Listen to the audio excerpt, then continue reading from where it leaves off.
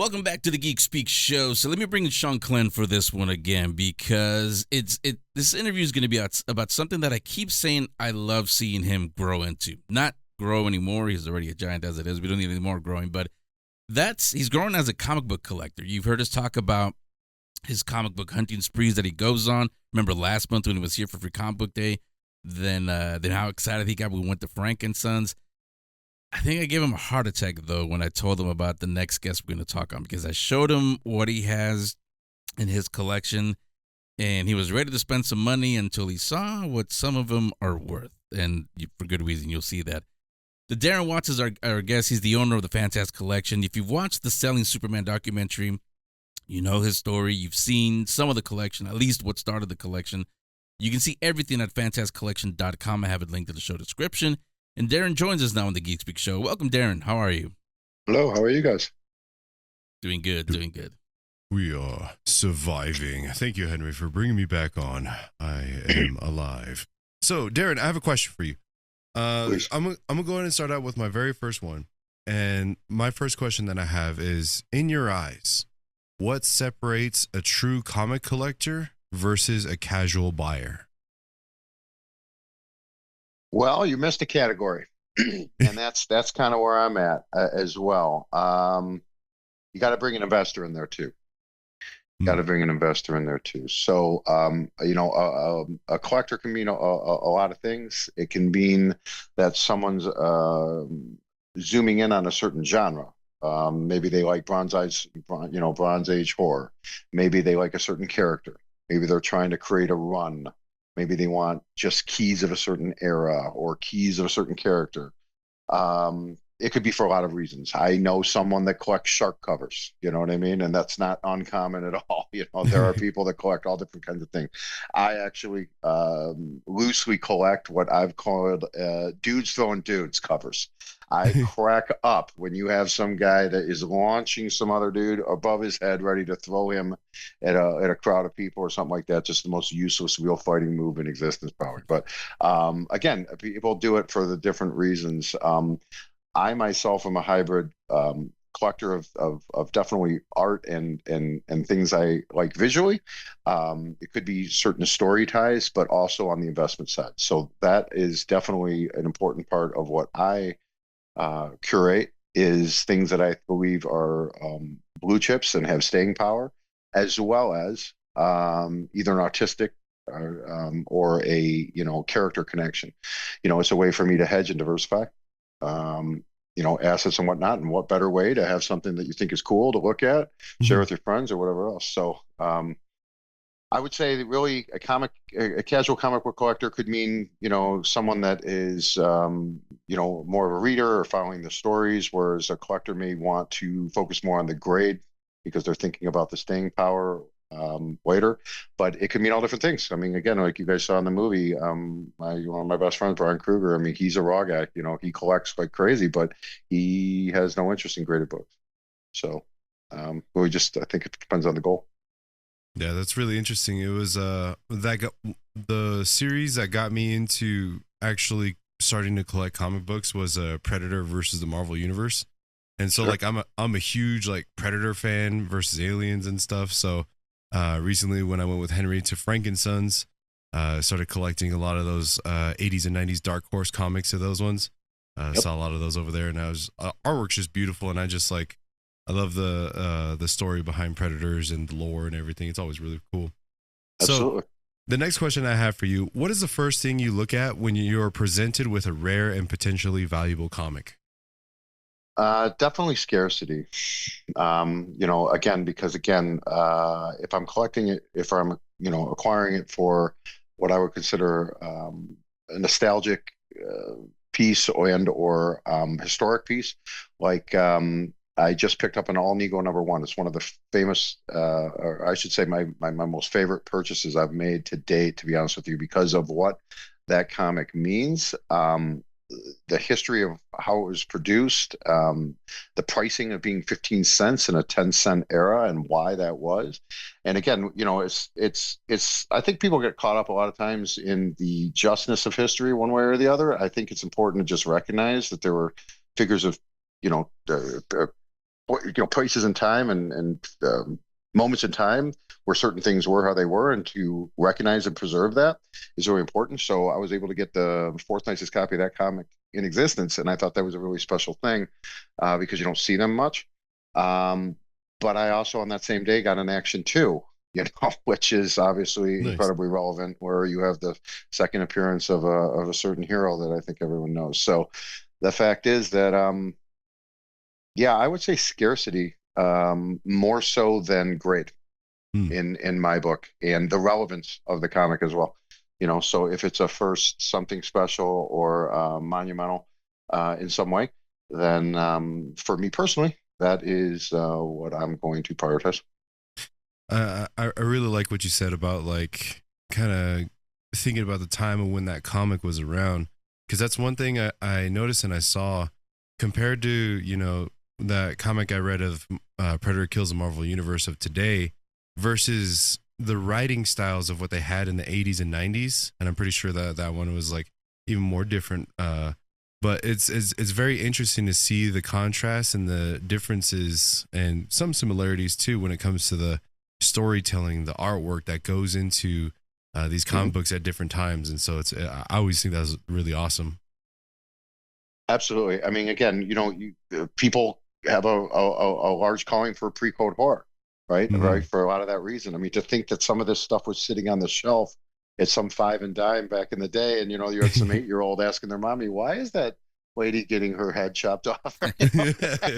It's pretty amazing to me. I mean, like, but that was the time. I mean, it can cover racial stuff, it can cover women's rights stuff. I mean, we all know this stuff happened. I mean, and these Mhm. comics follow the story, that were relevant at the time. So again, I think that instead of shunning away from it or denying it, embracing it and saying, "Wow, what do we have to learn from this?" and preserving it and is an important piece. I think that's a very important piece. And everything's so digital now.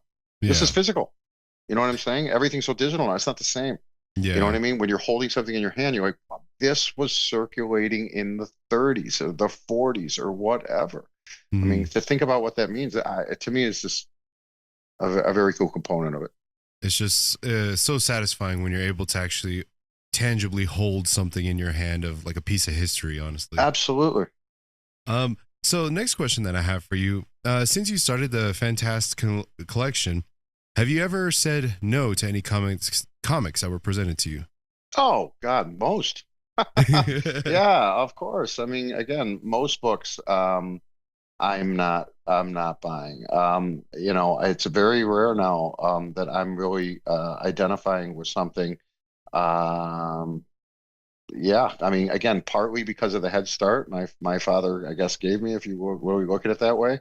But also just because, yeah, I mean, I'm pretty selective. So yeah, I definitely yes say no way more than yes. And I think that's what makes the yeses special, right? I Yeah. mean, because that's the real find. That's the needle in the haystack, and that's the exciting moment. You say yes to everything and kind of loses the luster. So no, Yeah. those are the big moments, and that's why it's exciting for me to go to certain places, certain shows, certain meetups. Collector Summit is a big one for me. Historically, that I have found a lot of things in the same room. Mm. But again, now that we have online and all the auction houses and so on, it's so much easier to find, these things. And it's still a treasure hunt. Every time you log into a new auction, whether by one of the major players, you don't know what exactly is going to be in that auction. So it's always fun to look and get the catalogs in the mail, and I enjoy that. I do. Get to go on the hunt for sure. That's right. A little more virtually um, than physically these days for me, but yeah, yeah, exactly. honestly. Now, are there any comics that you own that you could never see yourself parting with? Wow, yeah, good question. Um, you know, um, good question. There's going to be some news announced soon about some things. Um, Again, I'm working with some others on it, so it's really not my place about some stuff we're involved with, but um,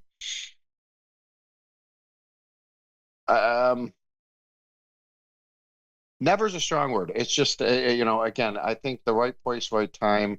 for things make sense, having a plan.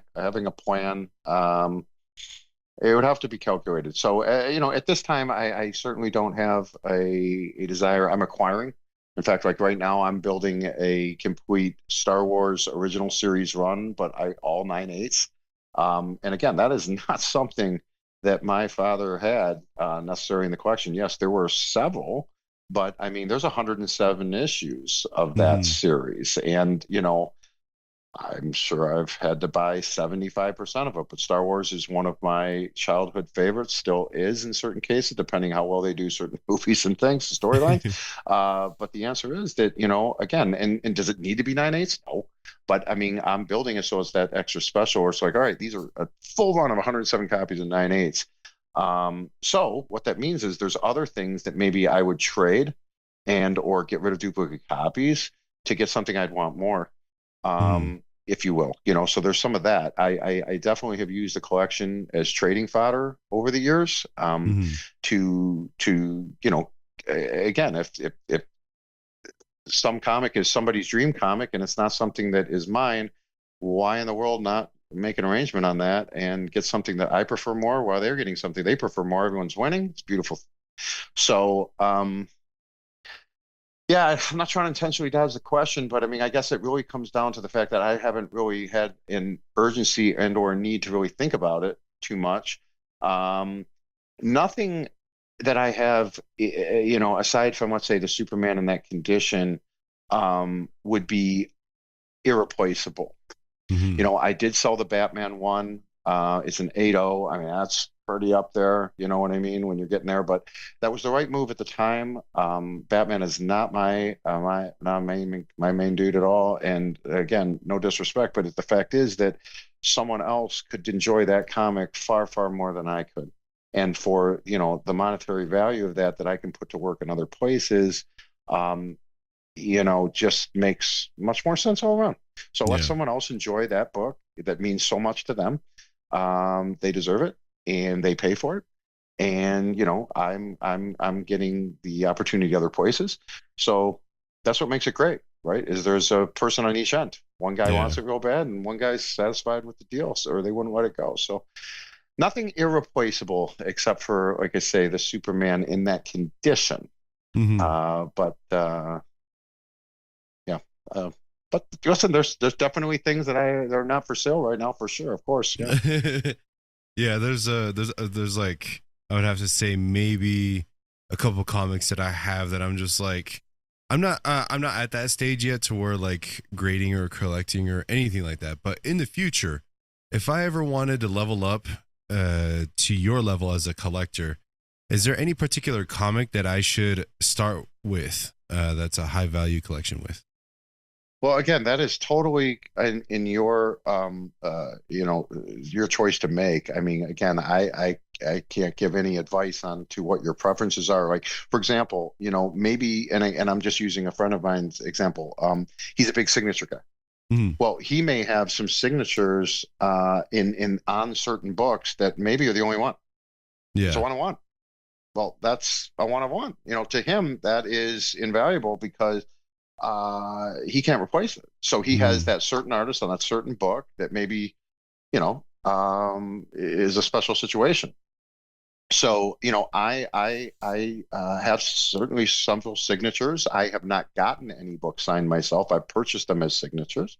Mhm. But I can see something like that, like, again, depending on your preference to what to hunt. Big keys and big blue chips, usually will always be relevant. You know what I'm Mhm. saying? I mean, again, but I got into this, remember, really hard in around 2020. And we all know what was going on in the world in 2020. All right. And we all know the value of comics in that era as well, really peaking in 21. So, I mean, when I started really getting into it heavily, not only just because of my father's collection, but my interest and really my exposure was when the comics were at their all-time highest prices that they've ever been up. You know what I Yeah. mean? So that we got fortunate in certain cases to be selling some things at that time, but also there were things I was buying at that time that there's no way I would get the same value for now, and that's not why I bought them. They Mhm. weren't bought to flip. So you would have to just decide. I would say now is a very good time. I think prices are fairly realistic. I mean, again, you can get some big books for a fraction of what they were just like 4 or 5 years ago, Mm, and I think that's great. But again, you have to decide is what's your big thing? Is it condition? Is it runs? Is it again first appearances? Is it characters? Uh, that's what's unique about the hobby and cool is that it doesn't matter your answer. You're right. yeah. Yeah, and it's all a personal thing, and yeah. The hunt will begin, Henry. Yeah. Yeah. I figured you But that let would. me let me flip the question to you. I mean, if you were to do that, would you be collecting for you to just display and keep for a long time? Because if that's the case, then price is only as important as what you're willing to pay. You don't care about flipping it. You don't care about its appreciation or depreciation. Yeah. So I mean, you have to decide what that's for.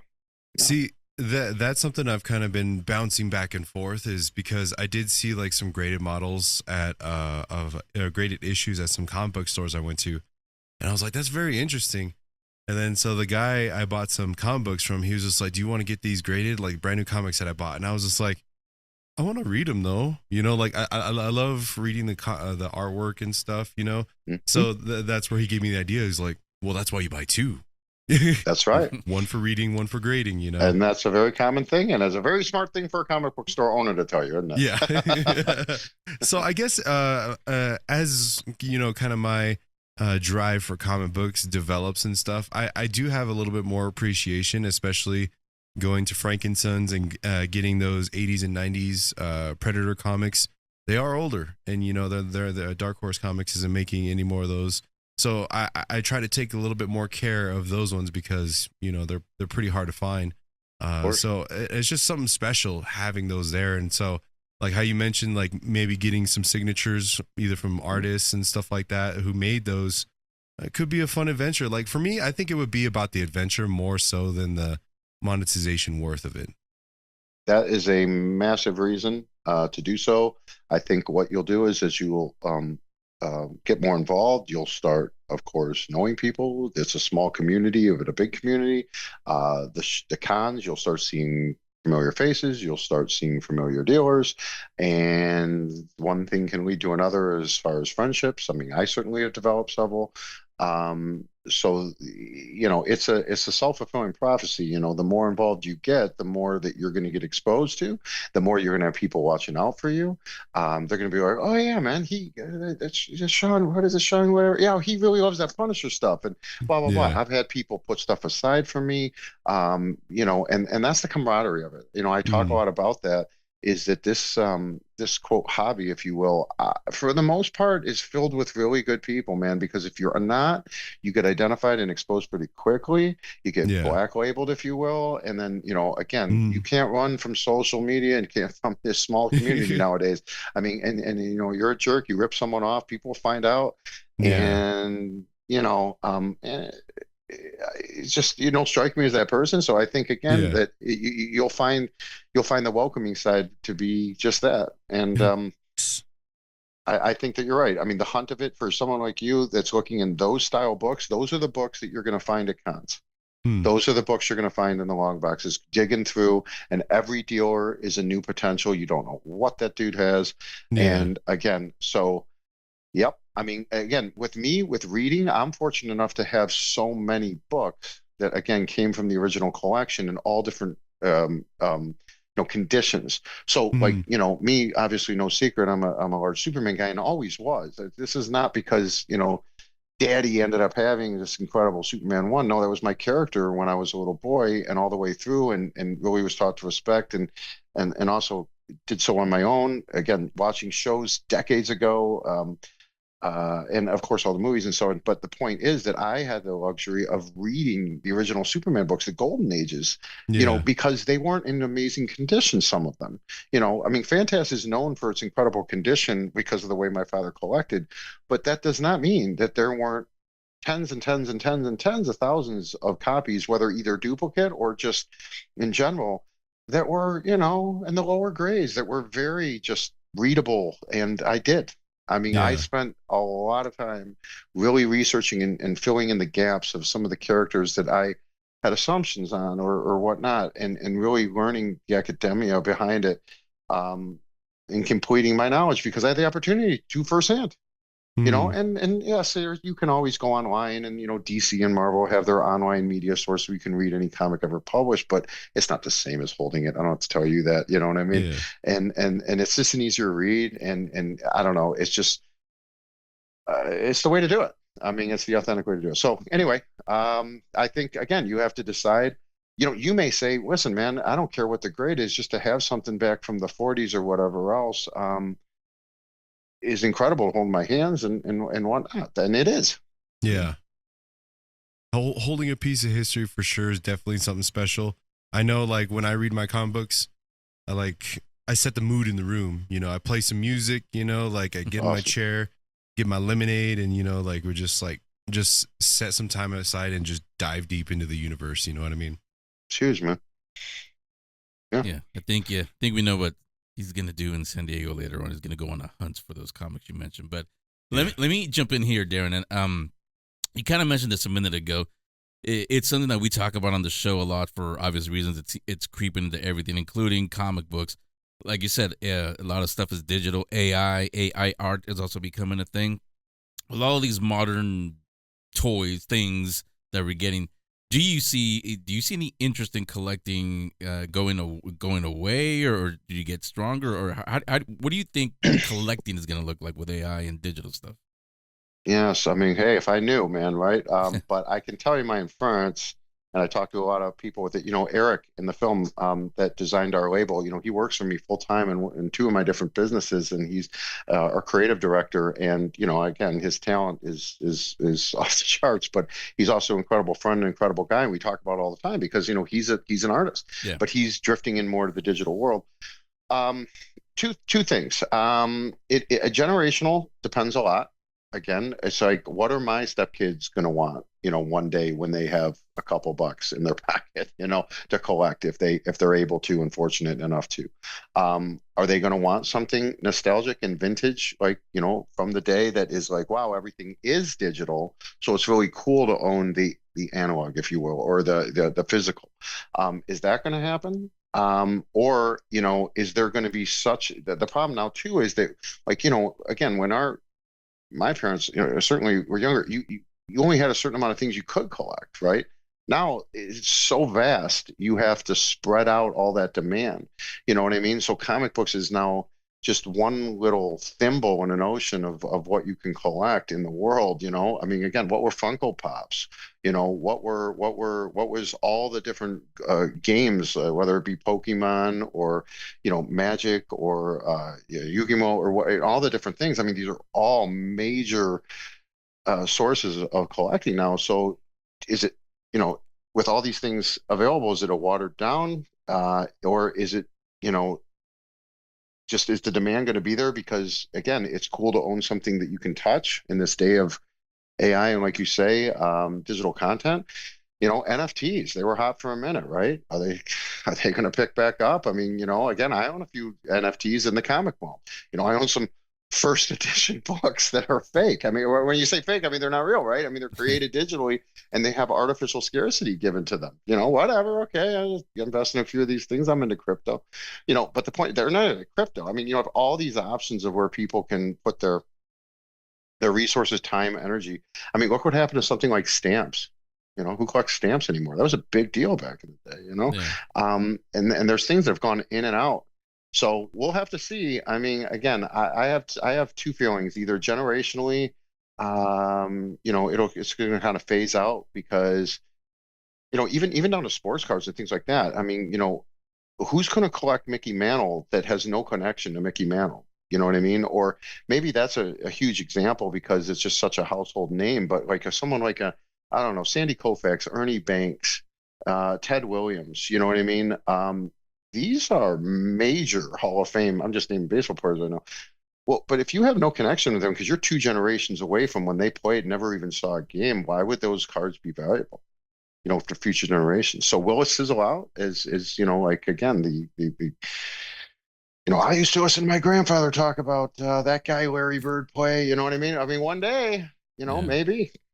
So Yeah, it'll be interesting. I do think that for the premium things, like I say, the big blue chips, you talk about like Hulk 181 or Giant Size X-Men or, obviously AF-15, things like that, Showcase 4s. I mean, these are so big that they'll always have staying power as long as those characters are continued. And again, I don't think that any of the franchises are looking to expire them. They keep rebooting and doing different things. So I do think that will always have the big books. I was going to ask this. I was going to ask something else, and I'll still ask it. But you made me think of something because that's my favorite, Spider-Man, and you mentioned Amazing Fantasy 15. Sure. I haven't looked at it. Do you know what it's going for right now? Well, in what condition? Let's say a 7 or 8. 7 or 8? No, not off the top of my head. My high copy is a 5.5. That's what was in the collection. I have not bought a better copy. It's fine. I'm perfectly happy owning that copy. It has a little bit of Marvel chipping. It's an incredibly put together book. It's complete. I mean, that's another thing. I only collect Universal grade.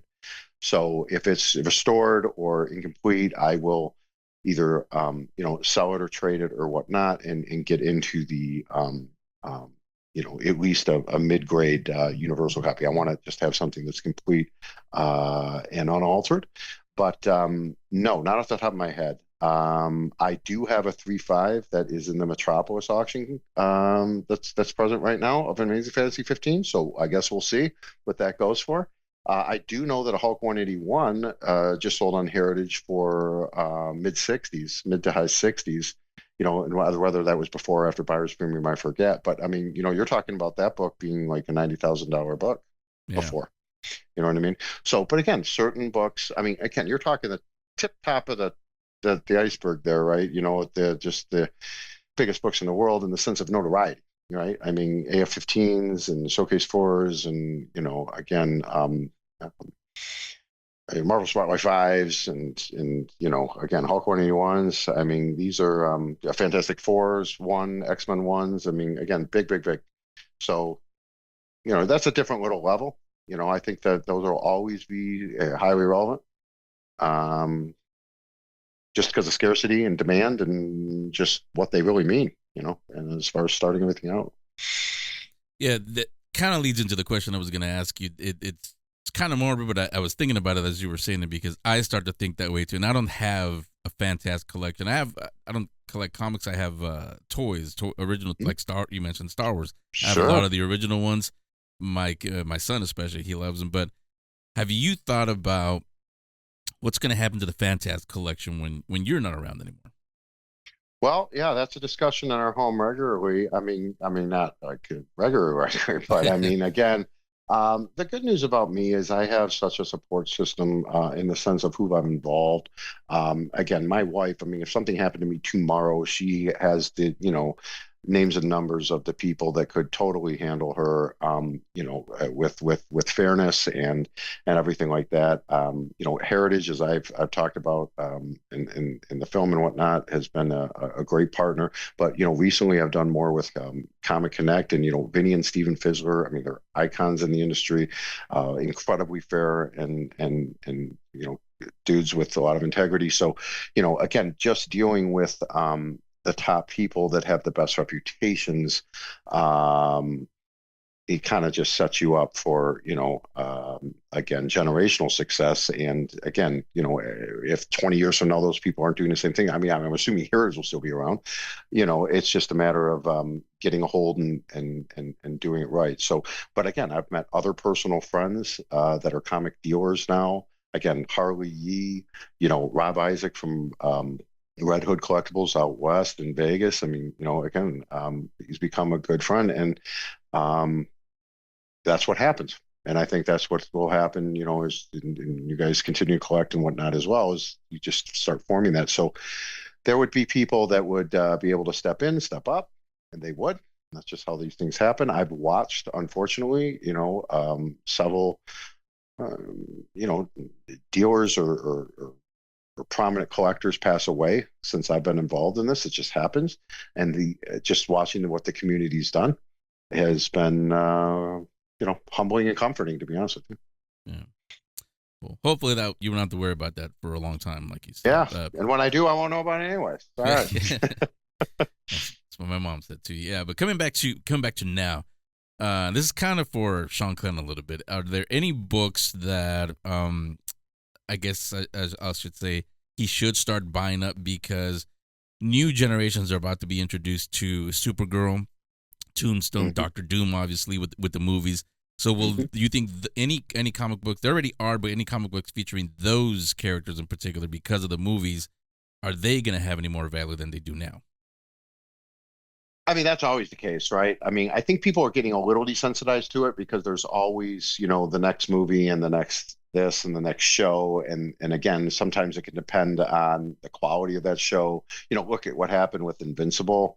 Yeah. And again, major jump in that because the series was really well received on Amazon. Um, uh, that's not a new narrative. So I mean, but again, that's also can be very temporary, right? So it's like, okay, it's hot for a minute. So that's kind of the old adage is that buy the hype, sell the news. You know what I mean? A lot of times this happens before these things are released, and then when they're released, it kind of, that was as cool as we thought, or okay, it's not, whatever. So I would be skeptical of chasing that because that's very fast. If you're a dealer and you want to stay relevant, again, it was funny. I remember, I mean, not funny in maybe the wrong word, but and I remember when, tragically Chuck Norris passed out of nowhere. Oh my God, this healthy, fitness icon and whatnot, martial arts dude. Everyone was blowing out, Chuck Norris comics and so on, and people didn't even know he had some. You know what I mean? At one time, and then it was like hot for a month. You know what I mean? And that's what happens, right? I mean, it becomes instantly relevant, and then it can sometimes sizzle out. So again, back to the big blue chips. I mean, Fantastic Four, the movie. I mean, I could maybe look at the time. I would doubt that moved to FF1. Yeah. You know what I mean? Any notable amount, Now, again, some villain or some character, like again, a Doom to bring more awareness to him, and especially when you have Downey Jr. and so on, that kind of fanfare. Sure. But again, usually that is a buy the hype, sell the news kind of thing that sizzles out a little bit. Um, so I would not chase that. My advice would be to not chase that. My advice would be to chase, again, first and foremost, what you like. And I know that's cliche and what everybody says, but the reason for that is because then it'll stay fun and passionate. And it can be both. It can always be both. There's no way you're not going to find something investable that you also like. No chance. I mean, the world's too big. The ecosystem's too big. There's too many choices, and it could be something you've never seen before in your life. I can't tell you how many covers, and it's like the FOMO, man. I mean, I'll see a cover that I never knew existed. And if I see it, I instantly have to have it. Like, how have I been living without this cover? You know what I mean? And I just want to own it so bad. I mean, and that's fun. That's cool. That's what keeps it exuberant. I mean, I look forward to those things happening. Like a weird thing I'm doing, if you will, and is I'm collecting a book from at least one copy of every single pedigree in existence. And there's maybe like 67 now or something like that. And because just like me and maybe some people respect the Fantastic Collection for the story and maybe the uniqueness of it. I respect every single pedigree for the uniqueness of whatever they are. So I've read about every single pedigree. I've read the little snippets that CGC has about every single pedigree, what made them special, what made them a pedigree. And I think it's just cool to own any. And I'm not selective about it because some of these darn things, it's hard to you own even any of them. You get like an Allentown or something like that. There's 150 books in the whole pedigree. You know what I mean? So like, again, it's very difficult. These things don't move or come up a lot of times, but I'm like 90 something% there. And of course, like you'd expect, I have the most scarce and hardest ones to come by on my list of that I need still. But again, there's no rush. That's part of what makes it fun. They could come up tomorrow. I have watch lists for these things. I have certain people knowing I'm looking for certain ones, some of the bigger dealers. So again, if Harley is anywhere he is in the world, at whatever time he is, because he's all over the place, maniac, he knows that I'm looking for certain pedigrees. And if he sees one, he'll get it. And he knows I'll get it. I'll buy it off him. So again, back to that networking, back to the camaraderie, back to the just again the brotherhood of it, if you will. Yeah, I mean, pick what you like, and you will find stuff that's also valuable when doing that as well. Yeah. Let me wrap up with this because everybody listening, we ourselves, a lot of people are getting ready for it next month, San Diego Comic Con. We see you attended in the documentary. Have you gone back, or was that the only time that you went? I've been twice, and I have to say, I mean, it is not my favorite con. It's nothing wrong with it at all. It's just that it's not as much a comic con. I mean, it is absolutely by far, iconic pulp culture event. I mean, this is where the studios are releasing a lot of their new projects and things like that. So on that level, anything in the culture ecosystem, I mean, it's the who's who of it, I suppose, the Super Bowl. I think that it's great that a lot of people are in one spot, so you get, an incredible amount of. Again, I enjoy. My favorite part is going out afterwards and meeting people. They go to the little after parties or the whatever else. I mean, again, it's the hanging out. I mean, again, being on the comic room floor and finding books. Yes, there are people that are going to bring big books just to have them there.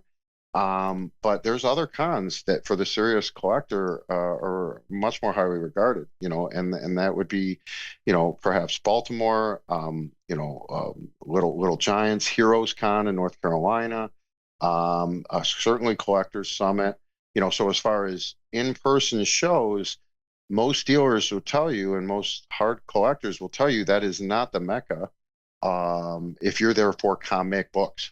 If you're there for cosplay and you're there for watching this and you're there for, again, all the panels and the releases by the studios, then by all means, and again, just the hooking up and hanging out with like-minded people, awesome. San Diego weather, amazing.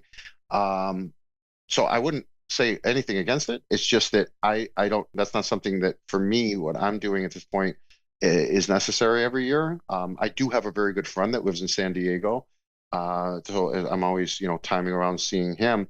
But yeah, I mean, so again, if you haven't been, it's a must. It's a must go. I mean, again, you have to go if you haven't been yet. I mean, you can, but if you've been a couple times, you know what to expect. And again, if you're in the mood for it every few years, then right on. Yeah. Yeah, I agree with you. I mean, I'm friends with the organizers, and they know. I've said this before on the air with them. You're right. I would say about 2016, 17 is when the change. It really happened, honestly. If you were paying attention, when Chuck from My High Comics in Denver, when he stopped going, that should have told you everything. That it's not a comic show anymore. So yeah, definitely agree with that. I would say though, not just because here it's in my state, it's also part of Comic Con, but WonderCon, it's in March. Yeah, in WonderCon. Oh no, that's yeah, a better absolutely. one. Yeah. Yep. I've heard very good things. I have not myself. Oh, WonderCon, but yeah, definitely. Yeah. And I tell you, a neat show. Again, not the best for comics, but a neat show is MegaCon, man. I mean, again, you're in Orlando. It's cool. I mean, again, I didn't mind that show. I mean, the venue wasn't amazing just because of some parking issues, but that wasn't their fault. I was pretty impressed with MegaCon. And I've been twice, and so again, I mean, but like I say, for yourself that's looking at those kind of books, any of those shows is going to be a goldmine potential for you in the physical sense of what you may find. So again, I'm excited for you and where you are in your collecting journey, because again, everything right now is kind of like wide-eyed, where again, you can be finding great stuff at any of these venues we're talking about. So it doesn't have to be the best of the best by any means. It's just that again, the dealers know what kind of stuff is going to sell at the show, and that's what the kind of stuff they also bring. So. I've seen shows that are busier than hell, and you'll talk to dealers and they're like, "How was it?" And they're like, "Well, people weren't as much buying." Like, what? And again, but you couldn't. People are walking 2 miles just to get in the place at the park or whatever. I mean, but it doesn't mean they're buying. Doesn't mean they're buying comics. Right? Yeah. Then for all of you listening, I have the Fantastic Collection linked up on the show description. I also have a link to the documentary. If you haven't seen that, you got to watch it so you can see how all this started. Really for Darren. Really good story, really awesome story, really emotional story at some points also. So I'm sure you guys will enjoy that one if you haven't seen it. And Darren, thanks a lot for coming on. You got to come back and we'll talk more. Now that I know, especially that you do love Star Wars, we got to have you back on the Star Wars show, because we're especially next year when it's their 50th. You might have to be one of the guests that talk on that. Well, and let me bring Brian, and we'll do a two for one on that, because he is definitely a hilarious and animated guy to have on. something like that in Star Wars is his he bleeds Star Wars. In fact, he has a Darth Vader tattoo on his arm, so he's committed. Good. So again, all in good fun and whatnot. But no, man, thank you very much. I'm happy to help. Yeah, man. Again, thanks for coming on, Darren. Thank you so much.